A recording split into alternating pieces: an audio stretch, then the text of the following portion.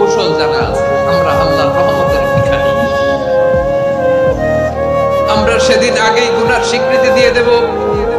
আমরা বলবো, আল্লাহ তুমি প্রশ্ন করার আগে তোমার একটা কথা বলি, আমারে কিছু জিজ্ঞেস করো না, আমি সব করেছি। এমন কোন পাপ নাই যে পাপ আমারে দিয়ে হয় নাই।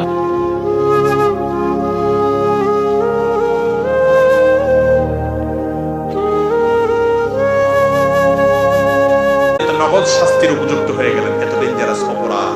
ফেসবুকে কয়দিন পর পর দেখেন অমুকের ফোন কল ফাঁস হয়েছে, তমুকের ফোন কল ফাঁস হয়েছে, খুব মজা করেন, খুব শান্তি লাগে, আপনার আরেকজনের ফাঁস হয়ে গেছে, সব মজা করে অনেক কিছু লেখেন। কিন্তু এই ফাঁস যারাই করে, যেভাবেই করে, ব্যক্তিগত কথোপকথন সংশ্লিষ্ট দায়িত্বশীল যারা আছে, এজেন্সিগুলো যারা আছে, তারা মনিটর করতে পারে নিরাপত্তার প্রয়োজনে, সেটা ভিন্ন কথা। কিন্তু পাবলিকের সামনে কারো গোপন কোনো কিছু প্রকাশ করে দেওয়া, এটা কি ভালো কাজ না খারাপ কাজ? খারাপ কাজ। কোন কোন ক্ষেত্রে হতে পারে